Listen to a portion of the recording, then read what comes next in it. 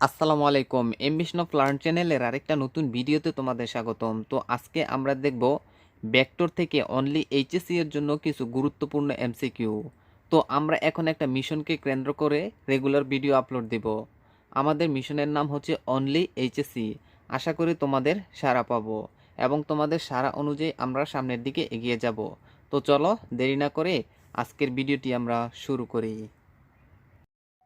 তো আজকের দিনের আমাদের প্রথম এমসিকিউ দেওয়া আছে এ একটা ভেক্টর এবং ভেক্টরের মান দেওয়া আছে, আবার বি একটা ভেক্টর বি এরও মান দেওয়া আছে। বলা হয়েছে এক্স ও ওয়াই এর মান কত হলে আমাদের এক্স এবং ওয়াই এর মান বের করতে বলা হয়েছে।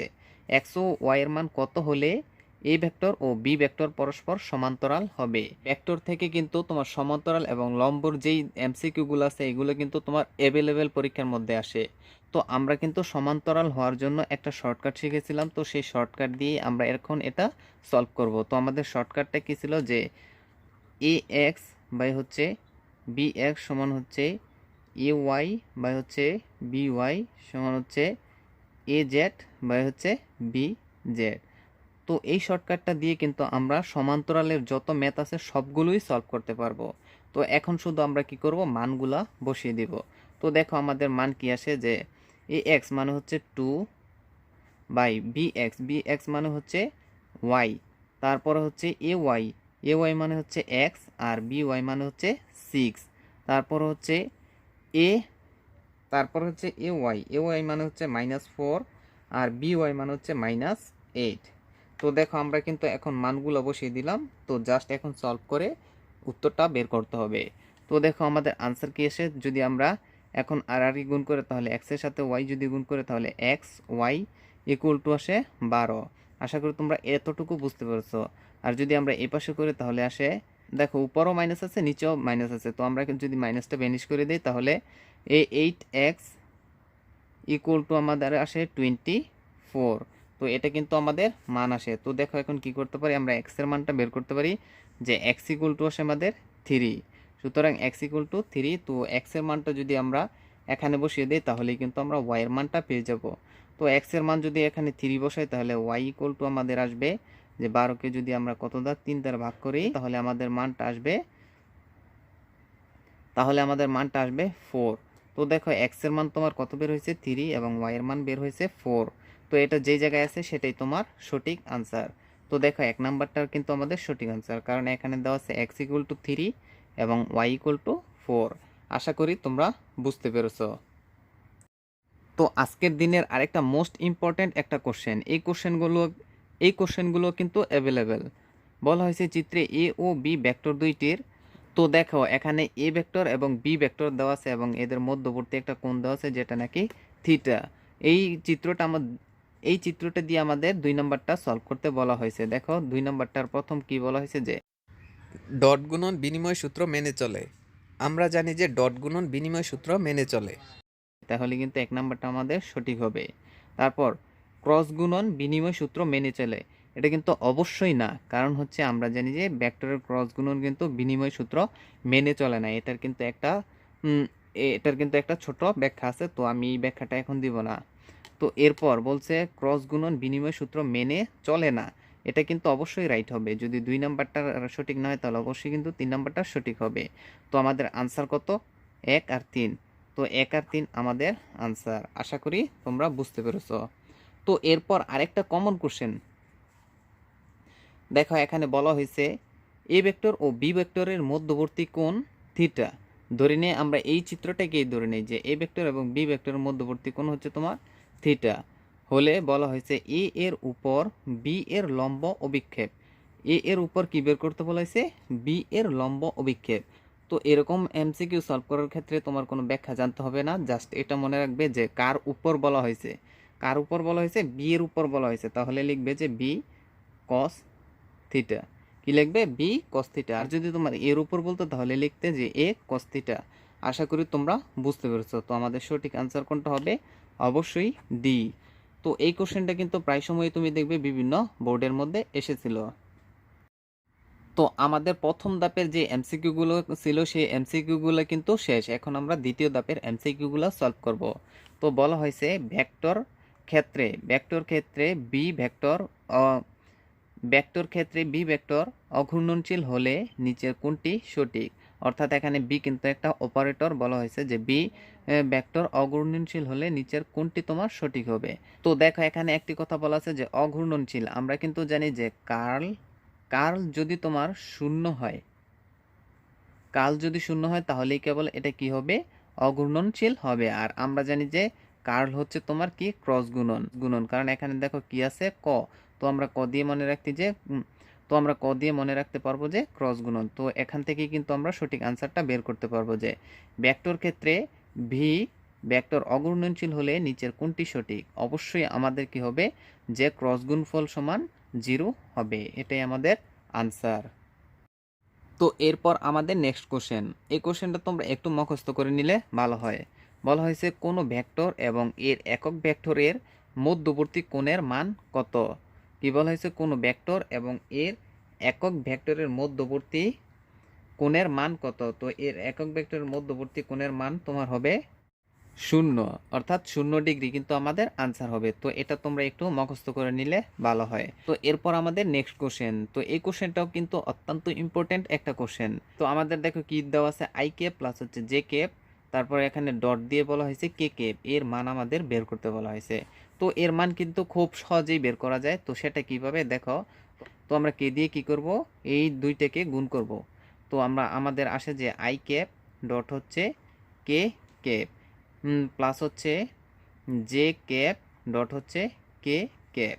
তো দেখো আই ক্যাপ আর I cap dot J cap এটার মান কিন্তু 0, আর J cap dot K cap এর মানও কিন্তু 0। তো আলটিমেটলি আমাদের মান আসতেছে 0। তো এখন তোমরা অনেকেই প্রশ্ন করবে যে I cap dot J cap এর মান 0 কিভাবে? তো এটাকেও কিন্তু অনেকভাবে ব্যাখ্যা করা যায়, বাট এখন তোমরা একটু জেনে নাও যে I cap dot I cap যদি হয় তাহলে এর মান হবে 1, J cap dot J cap যদি হয় তাহলে এর মান 1 হবে। অর্থাৎ একই রকম থাকলে এবং ডট গুণ থাকলে এর মান কত হবে? 1 হবে। আদারওয়াইজ কিন্তু 1 হবে না। যেরকম আই ক্যাপ আমরা যদি ডট দিয়ে জে ক্যাপ লিখি তাহলে কিন্তু এর মান 0 হয়ে যাবে। তো এরপর হচ্ছে তোমার আরেকটা জিনিস মনে রাখবে, সেটা হলো যদি আমরা আই ক্যাপ ক্রস গুণন আই কেপ দেই কিন্তু আমাদের মানটা 1 না এসে কি আসবে? 0 আসবে। তো মনে রাখবে যে ডট গুণনে মান আসবে 1 এবং ক্রস গুণনে মান কি আসবে? 0, যদি একই রকম হয়। আর যদি এখানে যদি একই রকম না হয়, দেখো আই কেপ ক্রস গুণন হচ্ছে জে কেপ, তাহলে আমাদের মান হবে হচ্ছে কে কেপ। তো এটা কিন্তু আমরা একটা চক্রের সাহায্যে ব্যাখ্যা করতে পারি, বাট এখানে কিন্তু ব্যাখ্যার কোনো প্রয়োজন নেই যেহেতু আমরা সঠিক অ্যান্সারটা জেনে গেছি। তো এরপর আমাদের নেক্সট কোশ্চেন বলা হয়েছে কোনো ভেক্টরের ডাইভারজেন্স হলো ভেক্টর ক্ষেত্র, স্কেলার ক্ষেত্র, অঘূর্ণনশীল, নান কোনোটাই নয়।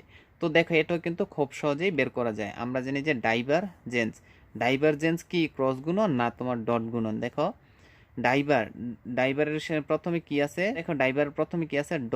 তো ড দিয়ে আমরা মনে করে রাখতে পারি যে ডট গুণন কি? ডট গুণন। ড দিয়ে আমরা কি মনে রাখতে পারি? ডট গুণন। তো এখান থেকে আমরা ডিসিশন নিতে পারি যে যদি ডট গুণ হয় তাহলে সেটা কিন্তু অবশ্যই স্কেলার রাশি হবে, কারণ আমরা জানি যে ডট গুণে পাওয়া যায় হচ্ছে স্কেলার রাশি আর ক্রস গুণনে পাওয়া যায় হচ্ছে তোমার ভেক্টর রাশি। তো আশা করি তোমরা বুঝতে পেরেছো। তো এরপর আমাদের নেক্সট কোশ্চেন, যেটা নাকি সিলেট বোর্ড 2019 সালে এসেছিল। পি একটা ভেক্টর হলে বলা হয়েছে পি এর মান কত? তো আমাদের পি এর কি বের করতে হবে? মান বের করতে হবে। তো মান বের করা কিন্তু খুবই ইজি। দেখো যদি আমরা পি এর মানটা বের করি তাহলে রুট ওভার দিয়ে কি করব? প্রত্যেকটার সহগের সাথে স্কোয়ার করব। তো এখানে আই এর সাথে কি আছে? 1। তো 1 এর উপর স্কোয়ার প্লাস হচ্ছে এখানে -1 এর সাথে স্কোয়ার প্লাস হচ্ছে -1 এর সাথে স্কোয়ার। তো আমাদের আলটিমেটলি মান কি আসে? 1 যোগ 1 যোগ 1, উত্তর হবে আমাদের √3। তো বি নাম্বারটা আমাদের সঠিক আনসার। তো এভাবেই কিন্তু তুমি যে কোনো ভেক্টরের মান বের করতে পারো। এখন কিন্তু আমাদের টাইপ 1 এবং টাইপ 2 কিন্তু শেষ। এখন আমরা টাইপ 3-র মধ্যে চলে এসেছি। তো এই টাইপগুলো আমি একটু আমার নিজের মতো ব্যাখ্যা করার চেষ্টা করব। তো এই টাইপগুলোর আনসার কিন্তু অনেকে অনেকভাবে আনসার করে থাকে, বাট আমি আমার নিজের মতো আনসার করার চেষ্টা করব।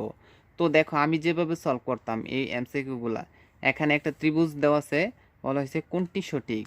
তো কিভাবে করেছিলাম দেখো, যে দিকগুলো তুমি আগে একটু খেয়াল রাখবে। যে দেখো এই আর তো তো দেখো আর ভেক্টরের যে দিকটা এটা কিন্তু এই দিকে, আর কিউ ভেক্টরের দিকটা কিন্তু এইভাবে গিয়ে কিউ ভেক্টর দিকটা হচ্ছে এই দিকে, আর আর পি যে ভেক্টরটা আছে এটা কিন্তু সম্পূর্ণ তোমার বিপরীত, অর্থাৎ দুটো কিন্তু একসাথে মিলে যাবে এরকম অবস্থায়।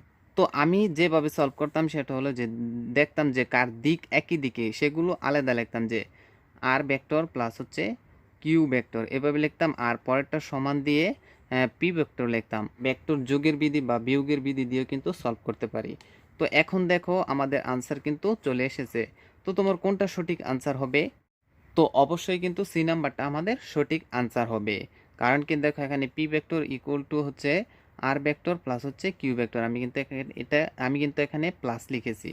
তো আশা করি তোমরা বুঝতে পারছো। তো এই টেকনিকটা দিয়ে কিন্তু তোমরা এরকম যাবতীয় ম্যাথ সলভ করতে পারো। তো যদি তুমি 10 নাম্বারটা সলভ করতে পারো তাহলে শিওর থাকতে পারবে যে এরকম যে কোনো এমসিকিউ আসলে আনসার করতে পারবে। তো আমরা কি লিখবো, যে দিকগুলো যদি একই দিকে হয় তাহলে প্লাস।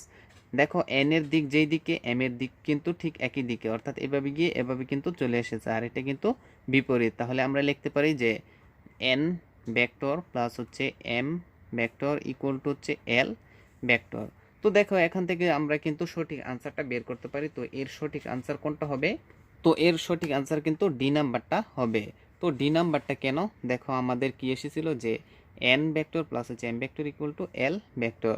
তো আমরা যদি এটাকে মাইনাস করে এখানে নিয়ে আসি যে N vector plus M vector minus L vector equal to 0, তো এটাই আমাদের সঠিক আনসার। তো এই টাইপের যত এমসিকিউ আছে তুমি সলভ করতে পারবে এখন থেকে। তো এরপর আমাদের 11 নম্বর প্রবলেম বলা হয়েছে পি ও কিউ, বলা হয়েছে P vector O Q vector দ্বয়ের লম্ব হওয়ার শর্ত কোনটি? তো লম্ব হওয়ার শর্ত কিন্তু আশা করি তোমরা অলরেডি জেনে গেছো, যে তো যদি দুইটা ভেক্টর ডট গুণফল সমান 0 আসে তাহলে সেটাই আমাদের লম্ব হবে। তো এই নাম্বারটা আমাদের সঠিক অ্যান্সার, কারণ হচ্ছে পি ভেক্টর ডট কিউ ভেক্টরের গুণফলের যে মানটা সেটা কিন্তু আমাদের 0 এসেছে। তো এটাই আমাদের আনসার। তো এরপর আমাদের নেক্সট কোশ্চেন বলা হয়েছে লব্ধ রাশি কোনটি? তো মনে রাখবে যে লব্ধ রাশি হলো কম্পাঙ্গ। তো আমরা পূর্বে যে এমসিকিউগুলো সলভ করেছিলাম ঠিক একই রকমভাবে কিন্তু এখনকার এমসিকিউগুলো সলভ করতে পারবো। তো দেখো এখানে একটা পি ভেক্টর এবং কিউ ভেক্টর দেওয়া আছে, যার মান যাদের কোণের মান হচ্ছে থিটা। বলা হয়েছে চিত্রানুসারে কিউ ভেক্টর এর উপর পি ভেক্টর এর লম্ব অভিক্ষেপ। পি ভেক্টরের কি বলেছে? লম্ব অভিক্ষেপ। তো আমরা কি বলেছিলাম যে কার উপর বলছে? তো পি এর উপর বলছে, তাহলে লিখবো যে পি কস থিটা। আশা করি তোমরা বুঝতে পেরেছো। তো আমাদের আনসার হবে বি নাম্বারটা। তো এরপর আমাদের নেক্সট কোশ্চেন বলা হয়েছে এ ও বি কে বিপ্রতি ভেক্টর বলা হয় যখন, তো কখন আমরা এ ও বি কে বিপ্রতি ভেক্টর বলতে পারবো? যখন নাকি এ এর ঠিক উল্টোটা হবে বি, তখনই আমরা কি করতে পারবো? তখনই আমরা কি বলতে পারবো যে এটা একটা বিপ্রতীপ ভেক্টর। তো বিপ্রতীপ ভেক্টর কোনটা? অবশ্যই এ নাম্বারটা, কারণ হচ্ছে দেখো ই ভেক্টরের একটা মান দেওয়া আছে 4, বি ভেক্টর কিন্তু ঠিক উল্টাটা, যে 1/4 আই ক্যাপ। আশা করি তোমরা বুঝতে পেরেছো। তো আজকের দিনের আমাদের সর্বশেষ প্রবলেম, এই এমসিকিউটা কিন্তু একটু ক্রিটিক্যাল, কারণ হচ্ছে এই এমসিকিউটা কিন্তু তোমার অনেকে না বুঝে আনসার করে আসে। তো চলো আমরা আজকের সঠিক আনসারটা জেনে নেই। বলা হয়েছে কোন ভেক্টরটি পি এর উপর লম্ব? কি বলা হয়েছে? কোন ভেক্টরটি পি এর উপর লম্ব? তো এখানে কি দেওয়া আছে? পি এর একটা মান দেওয়া আছে। আর আমরা জানি যে দুইটা ভেক্টরের ডট গুণফল যখন নাকি তোমার শূন্য হয় তখনই কেবল সেটা লম্ব হয়। তো এখন এটা কিভাবে লম্ব হবে? দেখো পি এর মান দেওয়া আছে, পি সমান হচ্ছে 4 আই কে প্লাস হচ্ছে 2 জে কে প্লাস হচ্ছে 0 কে কে। কিছু নাই মানে কি এখানে 0 কে কে। বলছে কার উপর লম্ব? আমরা যদি সি নাম্বার অপশনটা একটু চেক করে তাহলেই কিন্তু আমাদের সঠিক আনসার পেয়ে যাব। তো আমরা ধরে নিই এটা কিউ ভেক্টর। তো কিউ ভেক্টরের একটা মান দেওয়া আছে 0 আই ক্যাপ প্লাস হচ্ছে 0 জে ক্যাপ প্লাস হচ্ছে 3 কে ক্যাপ। এটা কিন্তু আমাদের মান। তো আমরা এর দুইটাকে কি করব? ডট গুণফল করব, যে P vector dot Q vector. তো আমাদের কি আসবে? যে 4 আই ক্যাপ প্লাস হচ্ছে 2 জে ক্যাপ প্লাস হচ্ছে 0 কে ক্যাপ। এটার সাথে ডট গুণফল করব আমরা হচ্ছে 0 আই ক্যাপ প্লাস হচ্ছে 0 জে ক্যাপ প্লাস হচ্ছে 3 কে ক্যাপ। তো দেখো আমাদের আনসার কত আসে, যে এটার সাথে এটা গুণ করলে শূন্য, এটার সাথে এটা গুণ করলে শূন্য, এটার সাথে এটা গুণ করলে শূন্য। তো আলটিমেটলি আমাদের মান কি আসতে আসতে শূন্য। তো আমরা বলতে পারি যে 3k, তো আমরা বলতে পারি 3k ভেক্টরটি কিন্তু তোমার পি এর উপর কি হবে, লম্ব। তো আশা করি তোমরা বুঝতে পেরেছো যে এই টাইপের এমসিকিউগুলো কিভাবে সলভ করবে। তো আজকে অনলি এইচএসসি মিশনের যে ভিডিওগুলো দেওয়ার কথা ছিল, আজকে কিন্তু এর প্রথম ভিডিওটা আমরা কিন্তু ফিজিক্স ক্লাস দিয়ে এই মিশনটা স্টার্ট করলাম। তো ভিডিওটি তোমাদের কাছে কেমন লেগেছে সেটা আমাদের জানাতে ভুলবে না, এবং পরবর্তীতে তোমরা কোন ধরনের বা কোন টাইপের বা কোন টপিক সম্পর্কে ভিডিও চাও সেটাও আমাদের জানাতে ভুলবে না। তো সবাই ভালো থাকবে, সুস্থ থাকবে, আল্লাহ হাফেজ।